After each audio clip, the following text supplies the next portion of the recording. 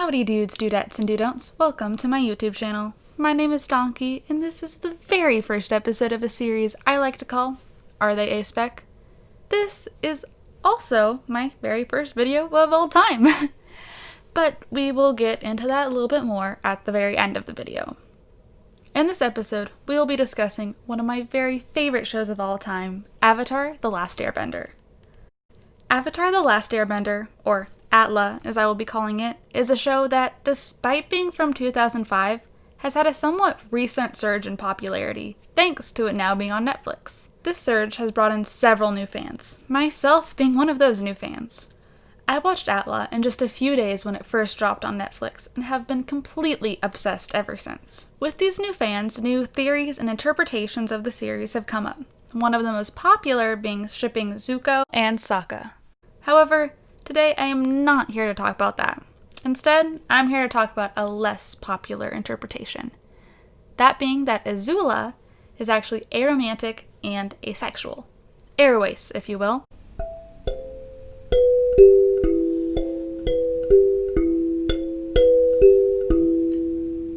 Now, if you clicked on this video, you probably have at the very least a vague idea of what Atla is all about. But I'll go over a few bullet points about the series that are important to understand for this video. And warning, this video will contain minor spoilers. I don't think it's anything super important, but if you've never watched Atla, I highly suggest you go watch it before watching this video. However, if you just don't have the time to watch it, or if it's just been a while since you have, let's go over some bullet points about what this show is all about. Water, earth, fire, and air are the four nations that used to live peacefully together. However, one day this guy named Sozin from the Fire Nation was like, "Hey, you know what would be fun? War!" I seriously hate Sozin with a burning passion, no pun intended, because along with starting this war that would last 100 years, he was also a homophobe, so ew, honestly. Atla takes place 100 years after Sozin destroyed the peace, and Azula is his great-granddaughter. Her goal is basically just to take over the entire world with her dad. Her closest relationships are with her best friends, Mai and Ty. Mai is dating Azula's brother Zuko, and Ty is honestly just kind of vibing. That's the basics on what you need to know, and if there's anything else, I'll explain it later. Now that we know a little bit about this Azula person, why do so many people think she is Aroace? Well, let's talk about that. First, we'll go through why some people think she isn't Aroace, then why some people think she is Aroace, and finally just explaining my overall thoughts on the matter. Also, heads up, I'm gonna focus on the aromantic side of Aroace. This is just because Atla is a children's show, so there aren't really direct references to sex or sexual attraction in the show. I mean, unless you count that one Sokka getting laid joke. You could probably argue almost every character in the show is asexual. I'll address this a little bit more in the end, but for now, let's get into it. So, let's talk about why she is not Aroace. The main three arguments for why she is not Aroace is that she flirts with a guy, she is a lesbian, or that romance just isn't important to her. Let's go through these arguments. Number 1, she flirts with a guy. This is most definitely the number one argument I always see online for why she is not Aroace. The argument here goes back to Season 3, Episode 5, The Beach. In this episode, Azula, Zuko, Mai, and Ty all go to a party. At this party, Azula attempts to flirt with a guy and actually even kisses him. This argument suggests that it is clear here that she is very interested in romance, but she just doesn't know how to express her feelings. Maybe if she met the right person who understood her feelings and didn't get scared by her coming on too strong, she would be truly happy with romance. Number 2, she is a lesbian, and more specifically, she is a lesbian and is in love with Ty. Azula and Ty being together is a very common ship in the Atla fandom. Azula and Ty are best friends. Azula even gets really upset when other people flirt with Ty. The argument here is that this is clearly the creators hinting at the fact that Azula wishes she and Ty Lee could be together. Ty Lee seems to be the only person that truly gets Azula throughout the show. And maybe, just maybe, if it had been a different time or on a different network, the creators could have shown Azula and Ty Lee living happily ever after. Or at least the closest thing to happily ever after Azula could get. Number 3. Romance just isn't important to her. Azula is a very strong and motivated character. There is no question about that. She has a goal and she sticks with it. She just doesn't have time for romance. The beach episode is the one time she gets to take a break, and in that time, she decides to pursue romance. She also probably doesn't really like romance. I mean, considering the fact that the main romantic relationship she has seen has been her mother and father. And that relationship is absolutely terrible. It would leave a bad taste for romance in anyone's mouth. Perhaps if we got to see Azula later in life, and a bit more mentally stable, she would be able to pursue romance. Well, that's the end of that part of the video. Now it's time to discuss the opposite argument, that Azula is in fact Aroace. First, I'll explain why some people think Azula is Aroace. Then I'll go through the 3 arguments we just went over for why she isn't Aroace and attempt to disprove them. So, why do people think Azula is Aroace? Well, she isn't interested in romance, and almost seems disgusted by it. She finds it gross and annoying when May and Zuko kiss. She seems to find romance kind of pointless, and would prefer to just try to take over the world.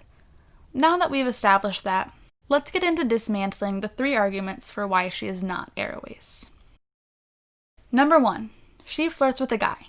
Well, yeah, she does. However, flirting doesn't necessarily mean a whole lot, especially the way it happens. In the episode, she is on vacation and has been told that the place she is vacationing at is a magical place for new beginnings. She only decides to flirt once she sees the advantages to getting flirtatious attention on the beach, such as getting gifts and shade. She was also left alone on the beach. Ty Lee was with guys, and May and Zuko were with each other. She was alone and realized she wouldn't be alone if she was dating someone. She felt pressured to be like her friends, even if that wasn't really how she felt.